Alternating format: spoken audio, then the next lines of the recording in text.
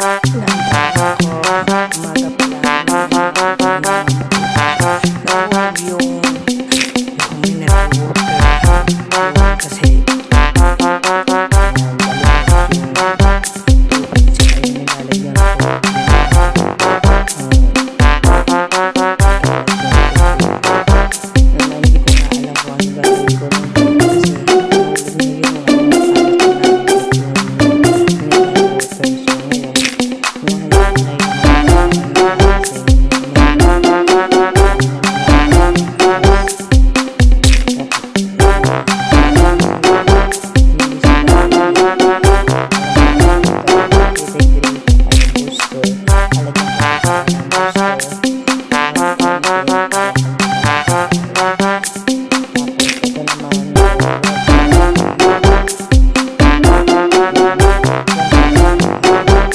sa mga batuta. Ngayon, nilalagay ko na po dun sa dog food ang mga pagkain ng mga batuta. Yan, nililinis ko lang muna yung pagkainan nila. Yan. Kailangan na prepare talaga yung mga pagkain nila umaga pa lang. Kasi para hindi sila kasi hindi na talaga sila pinapadede ng mother nila. So minsan na lang sila na papadede, minsan isang beses. Pero pag gabi tinatabi ko rin sila dun sa pagtulog, tapos pupunta naman sila dun sa mama niya kasi diyan ko lang naman kasi tinali yung mama niya malapit sa hagdan. Tinatali ko kasi yung mama niya kasi nakakarating kung saan, baka nakakain ng kung ano-ano. So, ginawa ko, talian ko. Yan nga po, hahaluan ko pa ng konting rice ang pagkain ng mga big dog para dumami-dami naman yung pagkain nila. Saka haluan ko rin po dog food.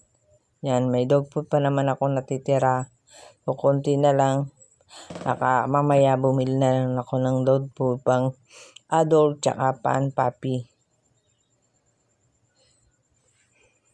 Yan. Bali, isang sandok lang po ng kanin yan.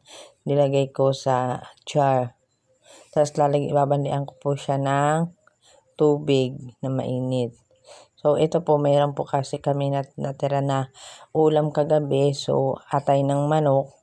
Yun po ang papakain ko sa mga batuta at saka sa big dog. Bye-bye. Ito po, ngayon, tapos na po yung bali, ito naman yung mga kanang batuta naman ang aking lalagyan ng pagkain. Yan, lalagyan ko rin naman din po sila ng dog food ng marami. Tapos, lalagyan din po ng konting mainit na tubig para medyo maluto-luto naman yung kinakain nila at medyo mapaso-paso. Hindi naman kasi talaga yung malamig na pagkain ang hinahanda ko sa kanila. Lalagyan ko rin naman medyo mainit na tubig para maganda yung pagkain nila. Yan, lalagyan na po natin ng pedigree. Pedigree wet po ang binili ko. Bali, ang flavor po niya is beef flavor. Kasi medyo sa Shopee na po ako bumili ng pedigree wet kasi naghanap po ko talaga ako sa mga agri-vet kung meron mga pedigree. Wala talaga. So, layo naman po kasi ng dito sa amin ng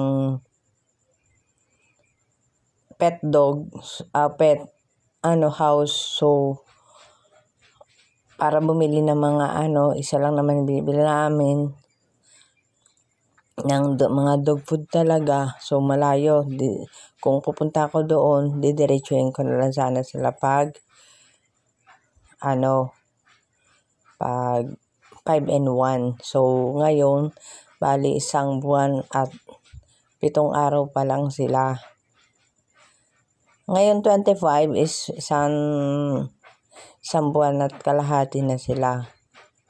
So, kailangan na talaga nila na mag 5-in-1. Yun po sabi sa akin ni Doc. Pero ang gagawin ko, before mag 2 months sila, yun na lang po ang gagawin ko para maka 5-in-1, para sakto po sa bilang ng kanilang pag 5-in-1. Kasi meron din po silang pag 5-in-1, kailangan po sakto po sa date. Kasi sayang din naman po yung pupunta kami dun sa vet na sabihin sa akin, bumalik na lang kayo kasi di pa kailangan mag 5-in-1. Ilan batuta naman yung dadaling ko, 5. So, mas ko pa yung mga 1 week after kanilang pag 5-in-1. So, ito po yung nilagay natin booster, konti lang po para medyo ganaganahan po ang pagkain ng mga batuta. So, sa mga big dog naman po, so ito po, kalating kutsara po ang lagay natin na booster para po sa mga big dog. Yan. Iniiba ko lang po ang timplada ng mga big dog tsaka ang mga puppy kasi para maano nila kung anong pagkain. Thank you.